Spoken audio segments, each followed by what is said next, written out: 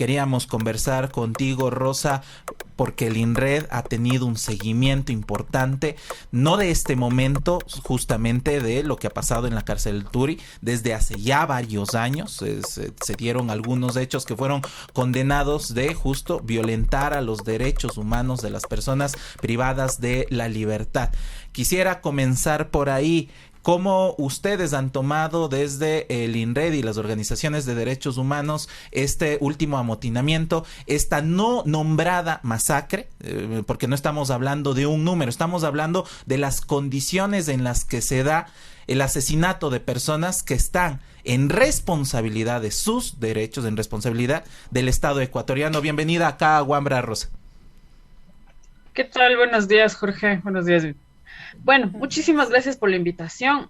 Claro, justamente ya empezando con tu pregunta sobre cómo ha sido el seguimiento, sobre cómo ha sido la posición de la Fundación INRED y de las demás organizaciones de la sociedad civil. Esta posición ya deviene desde lo que sucedió en el 2019, ¿no? Y desde lo que viene sucediendo hace décadas, que es justamente que el Estado no ha respondido de forma adecuada, no ha respondido de forma eficaz, y menos aún la normativa o la política pública se hace presente en la gestión del sistema penitenciario. Es decir, en más de 2 décadas, desde que está este régimen, esta cuestión de cómo se cumplen las penas, de cómo se da la ejecución penal, y desde el 2019 que empezó toda esta cuestión de cómo se incrementó la violencia y de cómo el Estado securitizó el régimen penitenciario, es allí donde la posición de la sociedad civil y del INRED ha sido en que en realidad la respuesta del Estado ha sido totalmente nula, inadecuada, y que hasta el día de hoy continúa con esta cuestión de una doctrina securitista y que vulnera derechos fundamentales. Es decir, el Estado hasta ahora no puede concebir que una persona privada de libertad sea víctima de un sistema en extremo punitivista y en extremo criminalizante, que no cumple justamente con los ejes de rehabilitación y reintegración social que están en la Constitución y por supuesto en el COI, ¿no? Listo, ¿cómo estás? Buenos días. Hablemos sobre las recomendaciones que ya hizo el CIDH acá para la situación carcelaria. Entonces, el gobierno emitió varios comunicados oficiales sobre el porcentaje de dinero que se estaba invirtiendo en el sistema penitenciario. No especifican cuánto dinero, no especifican a dónde se está dirigiendo el dinero, pero si bien con las recomendaciones del CIDH todavía no existe un plan que haya sido socializado, ¿cómo puede significar esto en realidad? Algo para cambiar la situación de la situación carcelaria, la crisis carcelaria, y aparte también la situación de los reos. Claro, justo el tema de inversión en el informe de la CIDH que fue emitido hace unos meses. La cuestión viene a preocupar no solo desde la parte de inversión, sino desde el cambio en el organigrama de gestión penitenciaria, que justamente viene a ser, se eliminó el Ministerio de Derechos y Justicia y luego pasó a ser una dependencia de tipo secretarial, es decir, ya viene la Secretaría de Derechos Humanos. Es allí donde incluso digamos, de la estrategia de reducir la inversión llega a esta forma de cambiar, ¿no?, un organismo por otro. Y bueno, si la inversión, si el organigrama estatal cambia, la inversión también de forma proporcionada, y es de allí donde la inversión baja, ¿no? Es decir, justamente se evidencia la voluntad del Estado de no cubrir esta situación de lo que está sucediendo dentro de las cárceles. Más bien se ve una inversión de tipo bastante simbólica del poder punitivo del Estado, ¿no? Y aquí lo vemos en las megacárceles. Es allí donde en realidad está la inversión, porque vemos las cárceles regionales, por ejemplo, de Guayaquil, de Turi y luego la de la Tacunga, ¿no? Es decir, grandes centros de control, grandes centros de control y por supuesto grandes centros de vigilancia, ¿no? En esto, y es lo que critica también el informe, es decir, puede ser que la mayoría de las inversiones que se plantea para este sector del sistema penitenciario y de la ejecución penitenciaria sea solo una inversión para instituciones de control y vigilancia, que justamente son las megacárceles. Y los demás ejes, es decir, educación, alimentación, acceso a la salud, justamente lo que permite la reintegración y la rehabilitación social, es decir, algo que transforme esta megacárcel a lo que en realidad está estipulado en la Constitución y en el COIP, que en realidad es un centro de rehabilitación social. ¿En dónde está este tipo de montos? ¿A dónde se va dirigido? Y justamente allí otro de las preocupaciones del informe es, otro de los factores que incrementa la violencia justamente es la falta de acceso a estas cuestiones básicas, alimentación, salud y educación. Es decir, ¿dónde están los programas que tiene la cuestión de ejecución penal, de garantías penitenciarias? Entonces, o bien el gobierno está preocupado por una cuestión de megacárceles y securitización y, digamos, aumento de guías penitenciarios, de una intervención bastante intensa de la Policía Nacional, o bien está preocupado en una situación de inversión de acceso a cuestiones básicas para las personas privadas de libertad. Ahí debería estar el debate. Y justamente hablemos del modelo penitenciario, del sistema de rehabilitación social, pero me quiero enfocar en esta cárcel regional del Turi, porque no es una cárcel que se haya construido hace un año. Esto ya viene de gobiernos anteriores en donde se estableció este modelo de concentrar a personas en el centro penitenciario regional. ¿Cuál es el criterio que se establece para enviar a una persona privada de la libertad a un centro o a otro centro? ¿Y qué características, haciendo un poco de memoria, tiene justamente la cárcel del Turi? La cárcel del Turi justamente se encuadra en esta cuestión de las megacárceles, ¿no? Es decir, en estas grandes infraestructuras de control y de vigilancia a las personas privadas de libertad.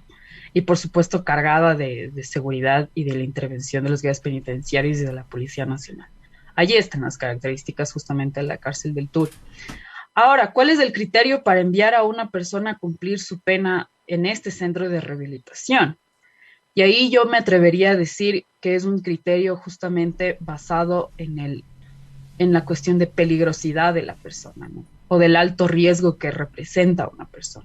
No existen criterios de individualización de la pena, no existen criterios, por ejemplo, de los informes del equipo técnico que debería estar, digamos, fundamentado con cómo se hace el traslado, y peor aún, una cuestión de un estudio de quién es el director de un centro de rehabilitación para que motive, digamos, un traslado de una cárcel a otra. Y mucho menos se tiene la cuestión del arraigo familiar. Es decir, una persona, por ejemplo, está cumpliendo su pena, digamos, fue sentenciado en la Tacunga, ¿ya? O fue sentenciado en cualquier otra de las provincias y es trasladado al Turi por un delito muy, muy grave, supongámoslo, y representa una cuestión de peligrosidad a la seguridad pública, ¿no? A la seguridad del Estado, y es allí donde es enviado a estas megacárceles para suponer esta cuestión de extrema vigilancia, de extremo orden y de extrema seguridad, que es lo que es la imagen que el Estado intenta enviar, ¿no? Es decir, estos lugares, estas megacárceles, las cárceles regionales, es un lugar en donde está la gente que representa peligrosidad, y me atrevería a decir, es la gente que irrumpe en el contrato social de bien y es quienes están relegados allá, ¿no? Esa es la cuestión. Uh-huh. De acuerdo a las recomendaciones internacionales, justo acabamos de ver que en horas de la noche de ayer lunes enviaron a 5 supuestos cabecillas de estas organizaciones delictivas, ¿no? Hablaban de los Lobos y otras organizaciones más. Los trasladan a Guayaquil, a La Roca, a una cárcel que ha llamado el ministro de Interior a una locación privada exclusiva para estas personas, que prácticamente dicen que van a tratarlas de forma distinta, ¿no? Entonces, si es que ya hablamos de un sistema que no está de acuerdo con las normas internacionales a los derechos humanos y también con el accionar de todo el aparataje de personal, que bueno, que no se ha hablado de que incluso se ha recortado bastante, ¿no? Que al menos una persona está encargada de controlar a más de cerca de 200 reos, que es algo en lo que se debería invertir, a mi parecer. Pero bueno, los mandan acá, y entonces, ¿cómo esto se representa? ¿Cuál es este mensaje de sacar a estos cabecillas, que se han denominado cabecillas, y llevarlos a una parte particular, a otra cárcel en Guayaquil, sin solucionar tanto el problema del Turi? O bueno, dicen que en este momento ya lo tienen controlado, pero incluso ayer, a horas de la tarde, a las 11 de la mañana dieron una rueda de prensa, y a las 8 de la mañana habían videos de medios de comunicación que estaban en el lugar, en donde se podía ver claramente que había reos en las terrazas, con lo que se pudo ver que eran armas. Entonces, ¿cómo está esta situación? Claro, justamente la cuestión del traslado tiene una base, ¿no? Y para trasladar a una persona se debería tomar los criterios que ya mencioné anteriormente, más lo que justamente es una cuestión de debido proceso de una persona privada de libertad. Una persona privada de libertad justamente está privada de su libertad, es decir, el único derecho restringido es su libertad. Luego todos los derechos tienen ciertos requisitos o ciertos cumplimientos para que esa persona cumpla, digamos, con la pena dentro de un centro de rehabilitación social. Y aquí es donde viene el cuestionamiento más grande de la sociedad civil. ¿Dónde están los jueces de garantías penitenciarias? Es decir, el SNAI puede tomarse estas atribuciones jurisdiccionales y decir, mire, voy a mover a 5 personas a una cárcel o una mega cárcel de, digamos, donde están otro tipo de bandas criminales disputándose, voy a moverles bajo estos criterios o solo voy a moverles por justamente, y aquí respondo tu pregunta, por enviar un mensaje de panacea social. Es decir, un mensaje de que el Estado lo está haciendo, de que el Estado tiene una política de cero tolerancia contra estas cuestiones de las bandas criminales dentro de los centros de rehabilitación social. Y al tener este discurso y al tener esta cuestión de cero tolerancia, justamente viene la cuestión de securitizo la cuestión o securitizo este sistema penitenciario, este sistema de gestión penitenciario, y no importa si aquello vulnera derechos fundamentales, ¿no? Entonces allí viene el mensaje que envía el Estado, es decir, y luego vemos un mensaje de trasfondo, ¿no? La parte de cómo se disputan las bandas criminales e incluso ya los sistemas de corrupción dentro de quienes administran los centros de rehabilitación, y con ello me refiero a directores de los centros de rehabilitación y a los guías penitenciarios. Es decir, ¿cuál es cuál es la ventaja de que estas personas se encuentren allá con otras bandas que se disputan el poder dentro de los centros de rehabilitación social, ¿no? Es decir, el Estado busca un enfrentamiento, es decir, que se purguen allí dentro ambas bandas. Eso es lo que está buscando el Estado, es decir, les vamos a mover para que allá mismo se arreglen. Eso es lo que envía el Estado. O les vamos a mover porque tenemos también esta cuestión de política de cero tolerancia y que también las bandas tengan un enfrentamiento, es decir, facilitar el enfrentamiento para que estas bandas desaparezcan allí mismo, allá adentro. Entonces, también viene una cuestión de una práctica de necropolítica dentro de los centros de rehabilitación social. Eso es algo gravísimo. Es decir, cómo el Estado define quién vive y quién muere dentro de un centro de rehabilitación social. Es decir, cómo ha logrado normalizar el discurso de la masacre bajo la idea de que son disputas internas, son disputas de las bandas criminales, y si se cobran vidas, ya no va a haber esas bandas criminales, ¿no? Entonces, es un discurso bastante nefasto, es un discurso bastante grave y, por supuesto, una cuestión que desembocaría en la responsabilidad internacional del Estado ecuatoriano, ¿no? Y justamente hablando del discurso que se ha fortalecido y con este cambio a muchas organizaciones de derechos humanos, comunicadores y comunicadoras, nos sorprendió la designación del señor Patricio Carrillo hacia el Ministerio del Interior por el fortalecer esta mirada securitista. Esta semana, ustedes desde la Fundación INRED daban seguimiento a la instalación de una nueva audiencia para revisar medidas cautelares en el caso del Turi. ¿Qué pasó con esta instalación del Tribunal de Garantías Penales? ¿Se dio la audiencia en Cuenca? Porque quiero juntar lo que ya pasó con acciones concretas de la Policía Nacional en este centro penitenciario con personas privadas de la libertad, al fortalecer este discurso de mano dura, de acciones, no sé, reprochables en realidad, que se pueda dar para el control de estos centros de privación de la libertad. ¿Qué pasó con la audiencia para revisar esas medidas cautelares? Claro, la audiencia fue celebrada ayer a las 2 de la tarde. Asistimos como abogadas de la Fundación INRED, mi persona, y Pamela Chiriboga, quien está autorizada en este proceso. Entonces, la audiencia justamente empezó con el pedido por parte de uno de los procesados, ¿no? Es decir, quien justo está involucrado en la dirección del operativo que empezó el 30 de mayo del 2016, es decir, esta supuesta requisa que terminó en actos de tortura y tratos crueles e inhumanos dentro de un centro de rehabilitación social como es el Turi, ¿no? Entonces, la solicitud se basó justamente en una cuestión de fuerza mayor que tenía la persona procesada, es decir, tenía un viaje con su familia y quería acompañar a su familia, ¿no? Y la defensa tanto acusación particular como fiscalía, tiene una cuestión bastante objetiva, ¿no? Es decir, si la persona pretende regresar, si se hacen los debidos seguimientos de inmigración y la persona está presta a asistir, ese fue el discurso que se manejó, ¿no? en la fundamentación y también en la argumentación de esta revisión de medidas cautelares, tanto fiscalía como acusación particular. Sin embargo, obviamente estaba el limitante, ¿no? El limitante de la reglamentación de una revisión de medida cautelar, porque esa persona tiene medidas alternativas a la prisión preventiva, justamente, que son la prohibición de salida del país y la presentación periódica ante la autoridad competente, que están regulados en el artículo 522 del Código Orgánico Integral Penal, ¿no? Entonces, justo la reglamentación del 521 del COIP mencionaba que cuando existan hechos nuevos que justifiquen este pedido de revisión de medidas cautelares, es allí donde se conceden. Esto no cumplía y el tribunal así lo determinó a través de 2 votos de mayoría.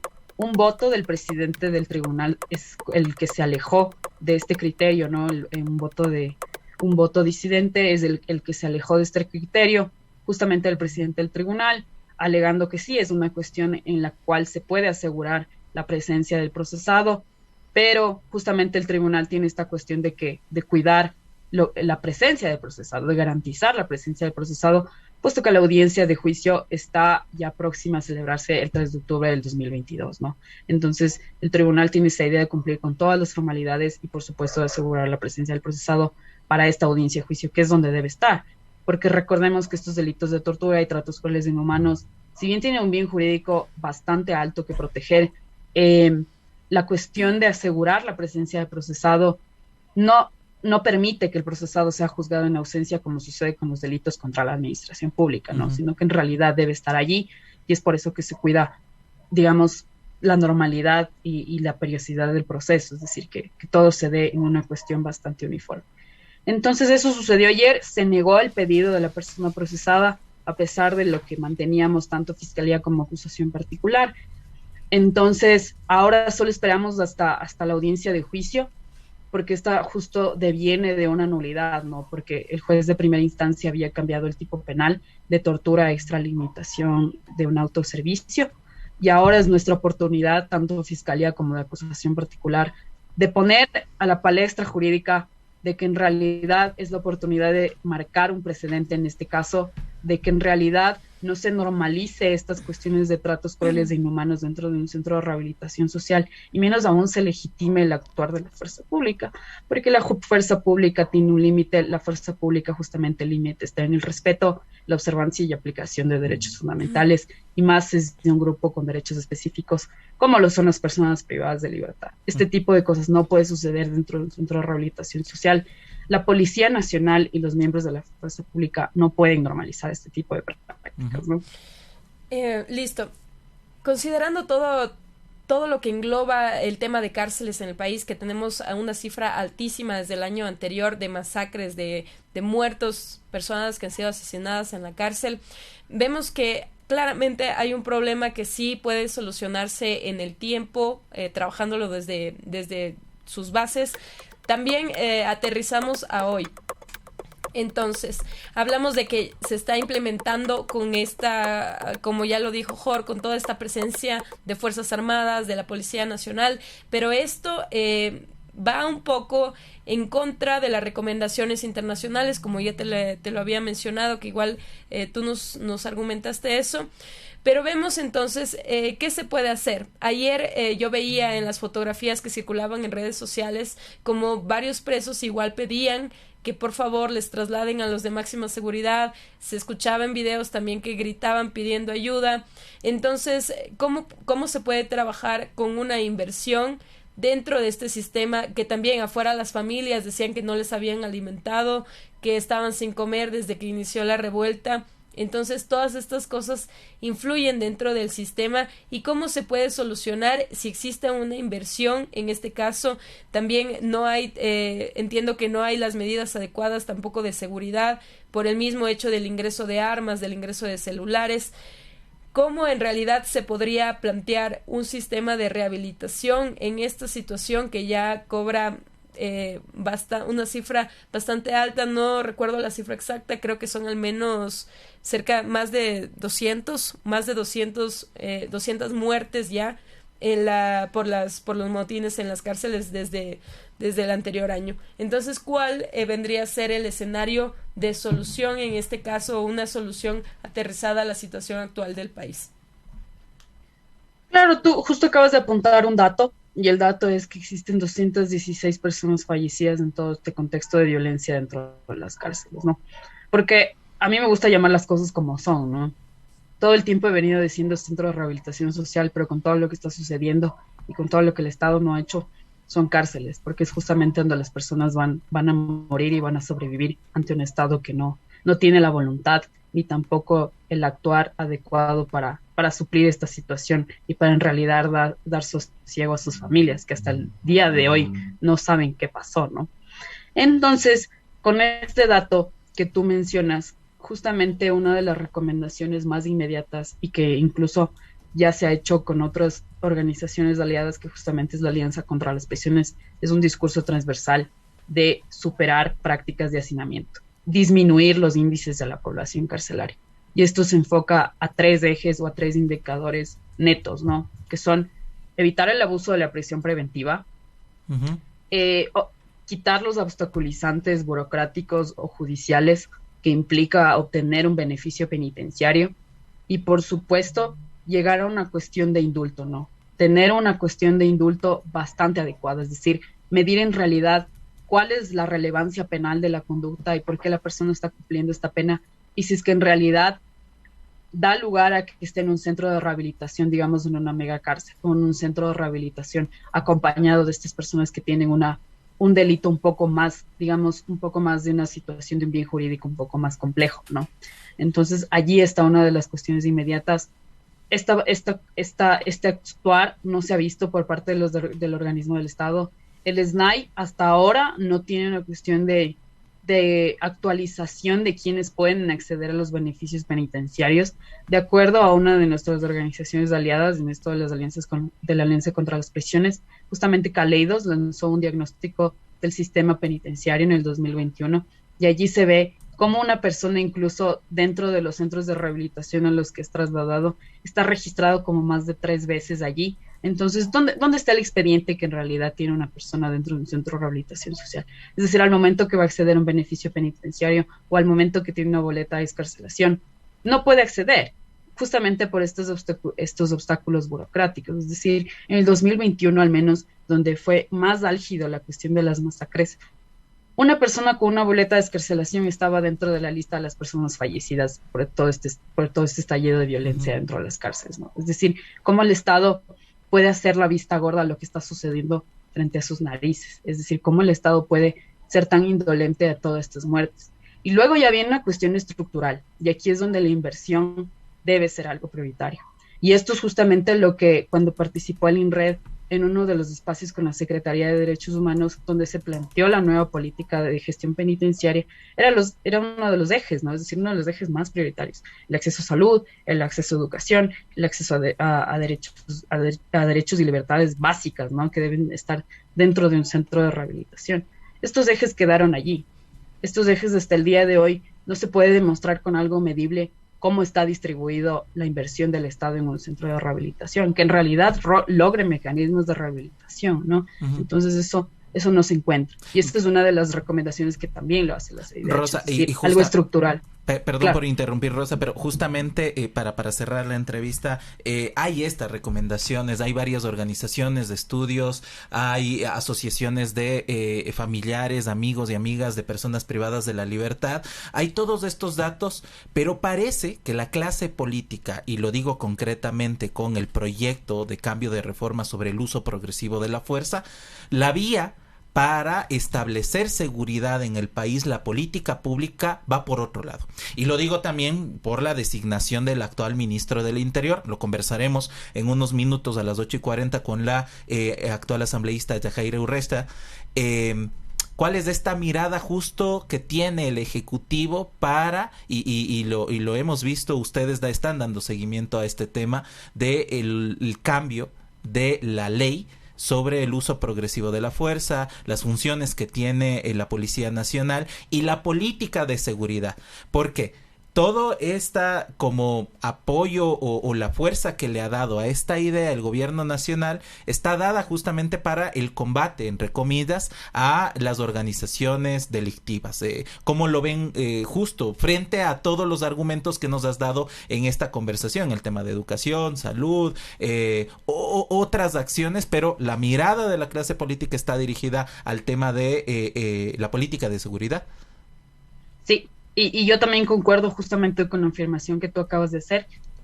La voluntad política está dirigida a suplir la garantía de derechos fundamentales por una cuestión de seguridad, y una cuestión de seguridad que mantenga la percepción de la gente hacia el Estado, de que el Estado está dando seguridad, de que el Estado está luchando contra las personas privadas de la libertad, de que el Estado tiene un discurso materializado de tolerancia cero contra el crimen, e incluso aquello significa irse contra derechos fundamentales, sacrificar derechos fundamentales, ¿no? Entonces, en este análisis de los 3 proyectos de ley, que justamente estaba haciendo seguimiento el INRED, ya pasó a primer debate, nos pasaron el informe del primer debate, ¿no?